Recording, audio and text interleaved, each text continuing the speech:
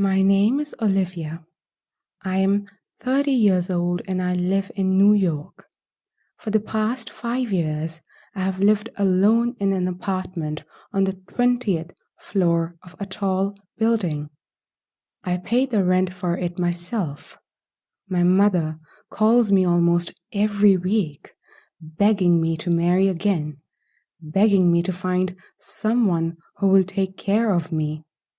Because she says a woman cannot go through life alone. But I do not listen to her. I tell her I am strong. I tell her I am independent. I tell her I do not need a man.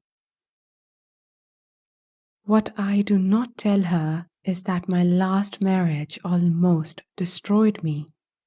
It was filled with pain, with shouting, with control. It was abusive.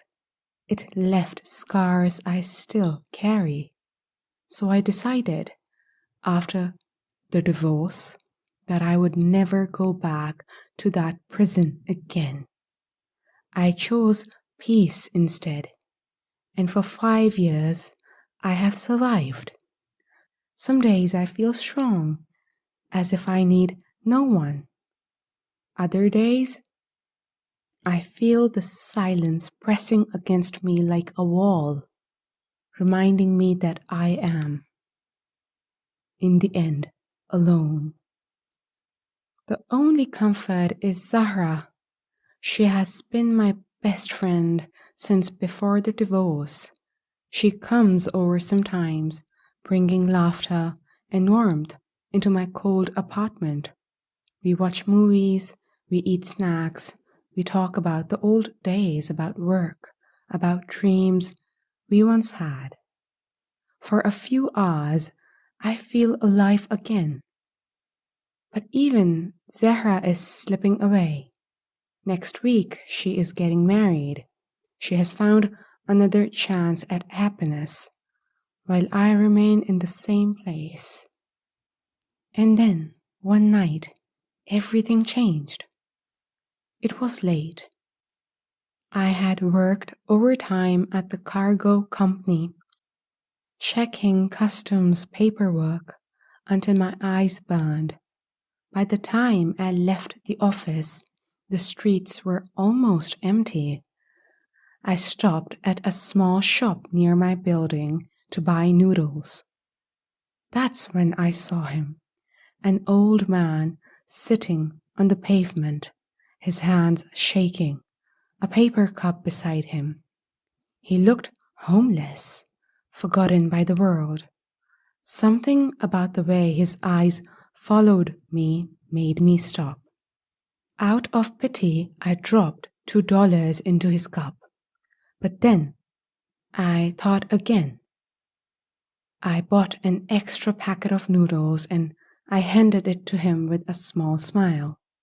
He looked at me for a long moment, his lips trembling, and then he whispered words that froze me where I stood. "Be careful tonight." My heart raced. I leaned closer. "What did you say?" But he lowered his head, clutching the food as if he had never spoken at all.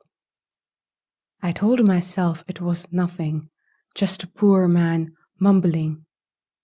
But as I walked back to my building, I could not shake the weight of his words. When I reached the entrance of my building, I froze. Across the street, half hidden in the fog of the cold night, stood a man, tall, still, watching me. My stomach dropped. My breath caught in my throat. It couldn't be. But it was. Even after 5 years, I knew that face. I blinked, and he was gone. I rushed inside, locked the door behind me, and pressed my back against it, my chest heaving. Had I imagined it, or had he truly been there, waiting for me? That night I barely slept. The old man's warning replayed in my mind. The next evening, I told Zahra what I thought I had seen. She laughed nervously, trying to calm me. You were tired, Olivia. You were overthinking. It wasn't him. And then it happened. I left work late again, walking quickly through the darkened streets. The air was colder than before, the silence louder. My footsteps echoed too clearly. And then I heard it, the rush of footsteps behind me. Before I could scream, a hand clamped over my mouth, a cloth pressed against my nose. The sharp sting of chemicals filled my lungs. I kicked, I fought, but the world blurred. And then I heard a voice I thought I had left behind forever. Did you really think you could live without me? The darkness closed in. When I opened my eyes, I was no longer on the street. I was in a dimly lit room, the air thick with smoke. My wrists and ankles were bound tightly to a chair. My head pounded. And there he was, my ex-husband. He sat across from me, calm, collected, a cigarette between his fingers. He leaned forward slightly, his eyes never leaving mine. As I said, Olivia, he whispered, his voice dripping with control, you could never live without me. He leaned forward in his chair, his eyes raw and bloodshot, and something from my past slammed into me like a cold wave, making my heart pound so hard I thought it would burst. I felt the air leave my lungs. I thought I might die right there, and then he smiled, without moving his lips, and said, You think you can walk out of here, Olivia? Look around you. There's nothing but dark roads and empty land.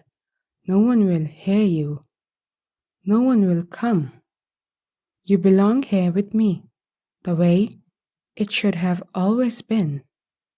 You will come back to me, not because you want to, but because you will see you have no choice.